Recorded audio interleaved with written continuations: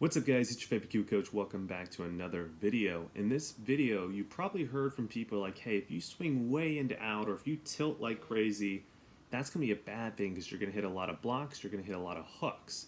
However, if you're one of those people that probably wondered, why does that happen? Well, this video we're going to be explaining that. So without further ado, let's go do this thing. So welcome back to the channel guys. You guys are new to Key Golf Japan. We do a bunch of videos like this every single week. So what you got to go do is hit that little red subscribe button, smash the like button, please leave me a comment. Let me know what you guys think about this video. It's going to be very interesting. And as always, hit that little bell notification. You guys are getting notified every single time I drop a video. So like I said in the intro, I'm sure you guys have heard before, a too far into out club path is a bad thing. You're going to struggle. You're not going to hit good golf shots. Well, like I said, we're going to actually talk about the reasons why in this video. And the main point I want you guys to get across, the main point is, it's not the in to out club path in itself that is the issue. More so, it's how the client understands that information or not, and then how they actually try to start using this information or not to self-correct on the course, which in lies the issue with a too far in to out club path. So that being said, we're going to start this video off with some really simple equations. So don't get afraid. Please stay with me here. These equations aren't that difficult to understand. And then once we understand these equations, we're actually going to push it into kind of an on-course scenario, show you guys how if you start to try to self-correct certain ways with a too far in to out club path, how it could really, really hurt yourself on the course. So let's go hop into the first part, which is the first equation. Okay, so taking a look at this first equation, we have a club path that's +7, we have a face angle that's +1, and that can be kind of resembled in this little graph right here. So this little straight line is the target line or the reference line, and then this 1 degree to the right is going to be the face angle, and then the club path, which is +7, is going to be this one right here. Now, what does this kind of mean here? Well, that just means that the golf ball, the initial direction will start a little bit right of this +1 degree, so somewhere kind of around here. And then because the club path is to the right of the face angle, or you have a face to path that's roughly right around a -6, because again, club path is on the right, face angle is on the left, that means that the golf ball is going to curve quite drastically off to the left. Now again, the exact amount of curvature, you really need to know the club head speed, the club that you're hitting. Just think about it this way. The longer the club you have, like say driver, and the faster you swing, the further the golf ball goes. Well, if the golf ball goes further, it has more time to curve, so it's going to curve more, right? Just keep that in mind when you're thinking about this. However, let's just keep it here with the basics right here. So this is what's going to happen in that particular shot. It'll start a little bit right of the target line, a little bit right of that +1, and then curve off to the left. Okay, let's go take a look at how that would look at an actual hole. So let's take a par 3 here. So if you see this little number 1 right here, we're going to call this our reference line. That just simply means this line right here, that little straight line that flight scope is directed or your sweet spot is directed. That's going to be our reference line, and that's resembled right here. Now if we take this little formula right here, what we're going to see is we're going to see a shot that starts a little bit right of that reference line, right, and right of that +1, and then curve off quite drastically to the left and miss the pin to the left, right? This is a very common thing. We see a lot of clients who overdraw the golf ball. This is what they're complaining about, right? They're like, Kiwi coach, I know I should be aligning right of where I want the ball to end up. However, even if I do that, I overdraw it to the left. And then the real issue, when they try to self-correct it, the steps they take after that is really where the main issue starts to happen. And before we get into kind of that, I want to go into the second formula and then bring it back to how this player would probably fix the first miss, and everything I'm hoping is going to start connecting for you guys. So let's go to the second formula here. So second formula, we have a club path of +7 and then a face angle of +5. That can be resembled in this graph right here.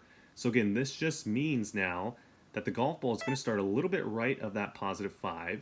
However, because the face angle and the club path are closer together, the golf ball is actually not going to curve as much to the left as this first equation right here. So it's actually going to look something like this. It's going to start a little bit right at 5 degrees and then just not curve back. So it's not going to actually get back to the reference line.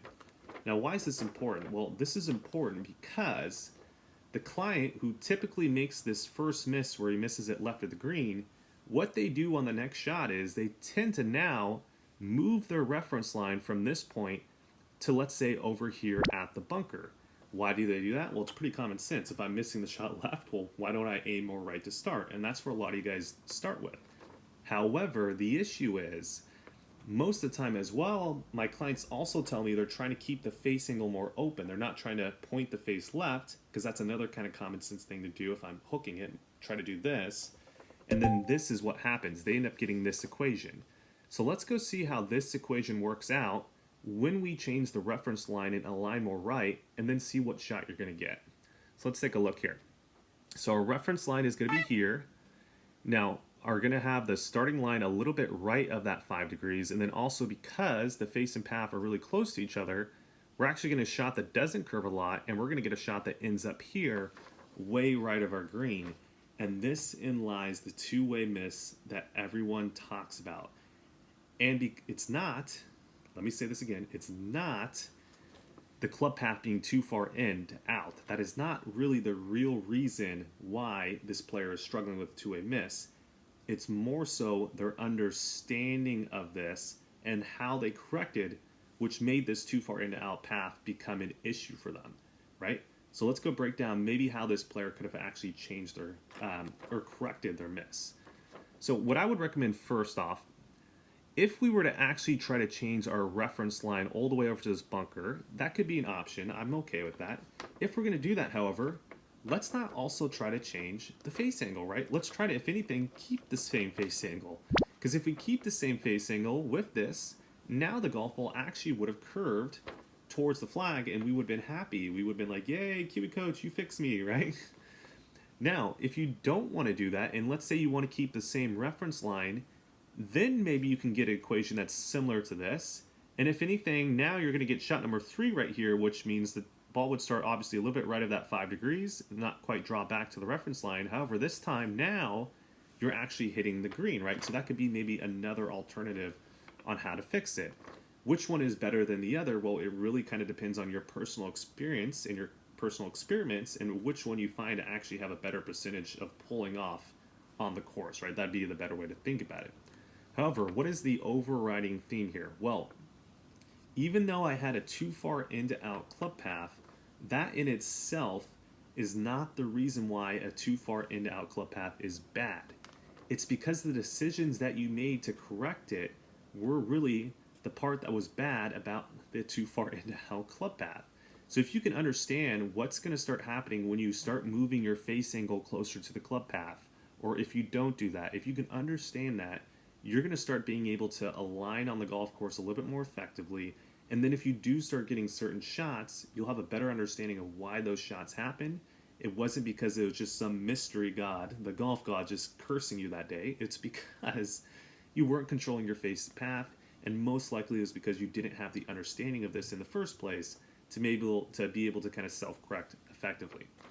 So I hope you guys enjoyed this video. Now, if you guys found this video insightful, and if you guys are like, hey, Kiwi Coach, well, I don't have a flight scope, or I don't have a tracking, I don't really know how I can get my numbers, well, we have a service for you guys. I want you guys to check out our flight scope rental program. You can actually rent my flight scope for a whole month, for a whole week, 3 days, 1 day, really anything that you want. You can rent out our flight scope. And what I recommend you guys doing is, if you do struggle with maybe kind of this ideas on the golf course, take the flight scope out to the golf course, align the flight scope, that reference line, where you want to actually kind of line that reference line towards, and then actually start seeing what type of numbers you're getting relative to that. And then you can start figuring, oh, I'm over-drawing the golf ball because of this, or I'm blocking out the golf ball because of this. And then it becomes much more simple of how to actually fix it, because you've actually done the right process and you can actually know the ball flight knowledge now because you rented out the flight scope. So if you guys are interested in that flight scope rental program, make sure to go check out the link down below. Highly encourage you guys to go check it out. Other than that, we also have webinar recordings down below. If you guys are instructors out there and you guys want to see and shadow my lessons, there's a shadowing program down there below. Check that out as well. And from that, and for the rest of the video, yeah, please make sure to like, comment, subscribe, share, all that good stuff, and I'll see you guys in the next video.